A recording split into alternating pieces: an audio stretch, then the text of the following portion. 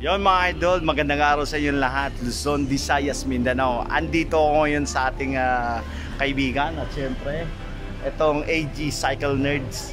Siya nga pala mga idol, may update ako dito kasi pinapaayos ko dito ngayon yung mga bike ko. Dito ako nagpapalit ng mga pyesa ng bike ko at dito rin ako bumibili kasi kompleto rito lahat ng mga Shimano parts. Siya nga pala mga idol, meron akong papakita sa inyo.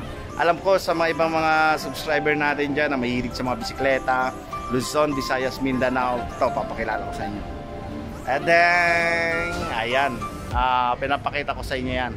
Ito nga pala mga idol, nung nakaraan natanong ko rin to, kung binibenta ba siya o hindi. So ngayon daw mga idol, ibibenta to. So ipapakita ko sa inyo yung specs, alamin natin. At eto wala na kayong upgrade at wala na talagang dapat ayusin dito. Gagamitin mo na lang to. Napakaganda ng bike na to, pati yung size. Usually ito yung mga Asian size pagdating sa mga mountain bike. So mga idol, samahan niyo ako. Let's go. Ito mga idol, ang pogi ng ano na to, mountain bike. Giant siya, ang brand nito, carbon frame mixed with alloy. Siyempre, para malaman natin at i-mention ko sa inyo after ko i-specs to yung price nito mga idol. At ito na, lapitan natin mga idol.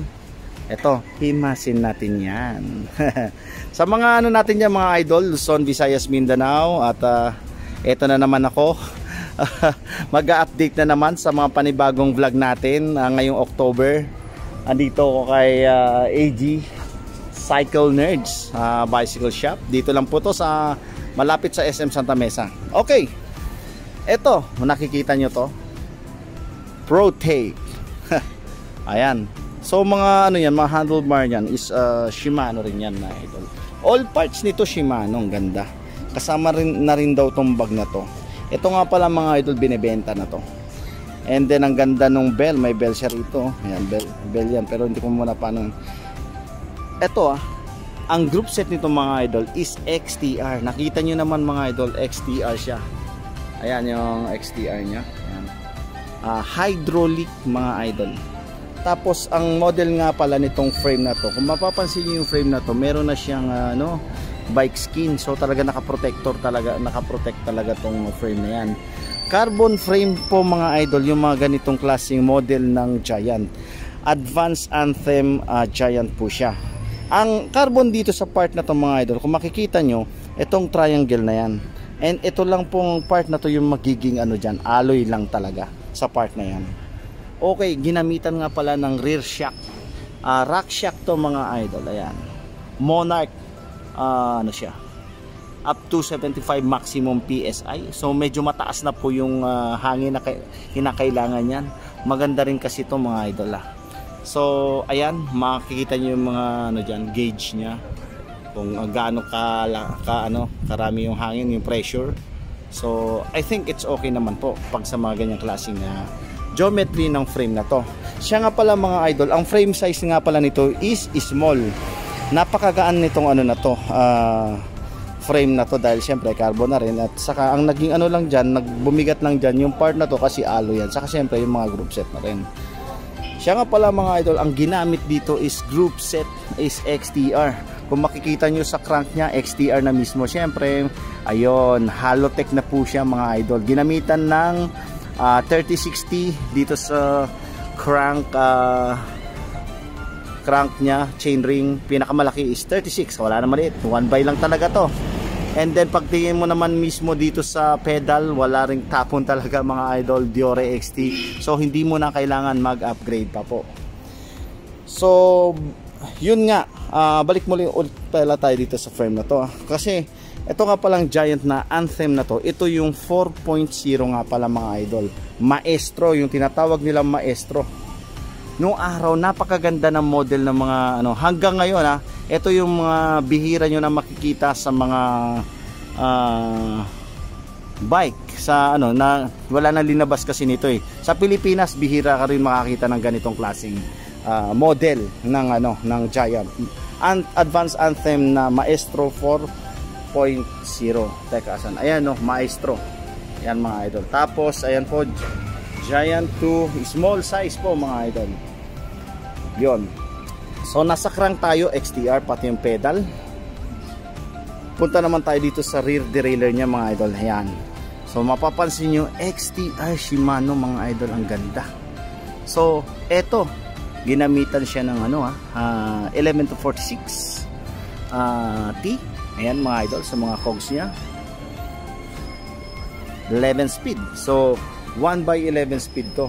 Sa mga ganyang setup mga idol, sa mga XTR or anything bike na basta 1/11, 1/11, 1/10, 1/12, eto ang mga magaganda sa mga akyatan mga idol. Lalo na to kasi eto, napakaganda na ito.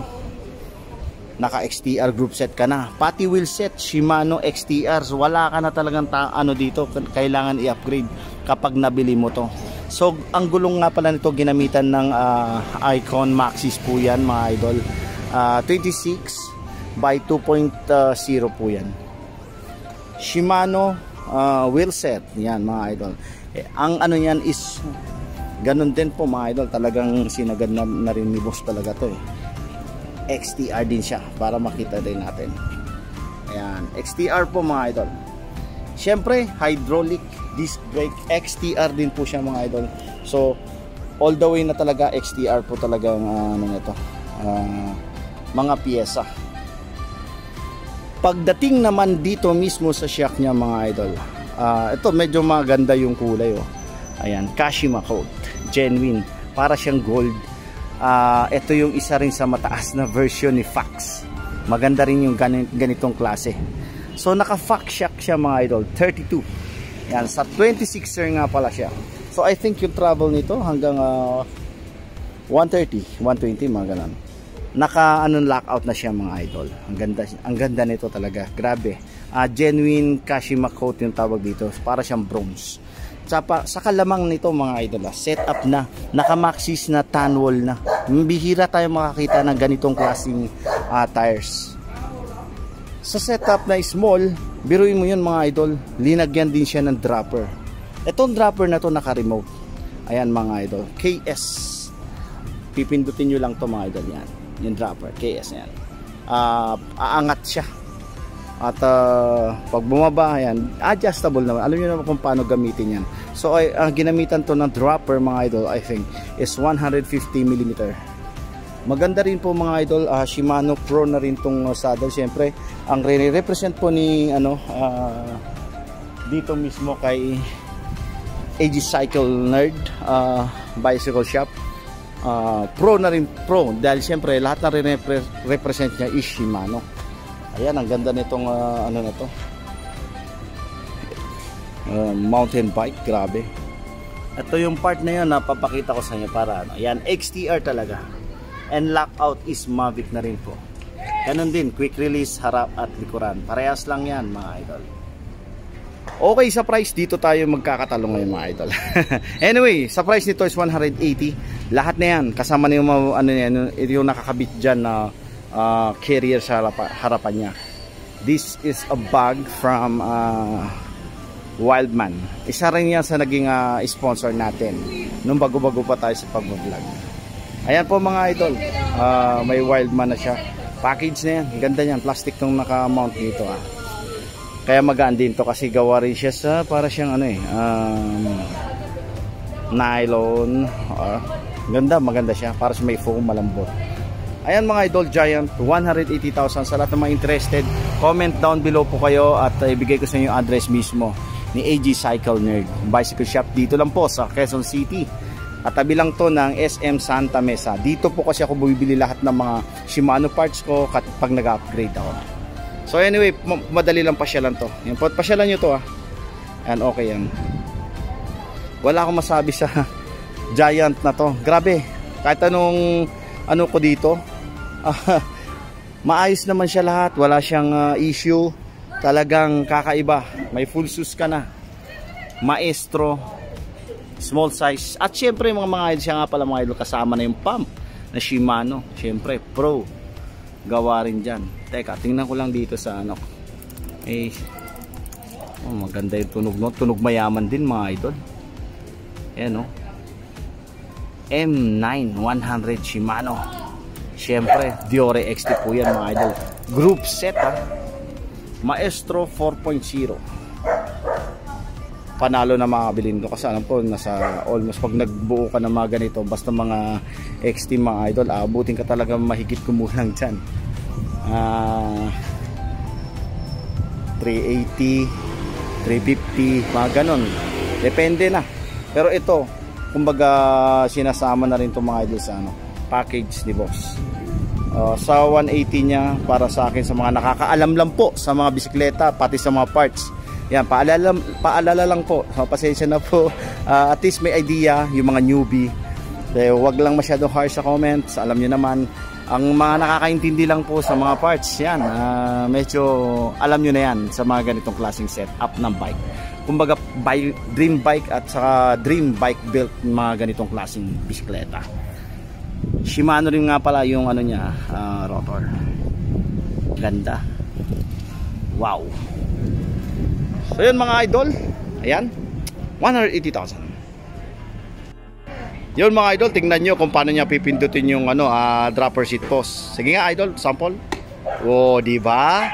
Automatic, isa pa, isang piga. Ayan, ibabalik lang mga idol. Ayan, pipress mo lang siya and sabay pindot. Yun, oh ha, ganda.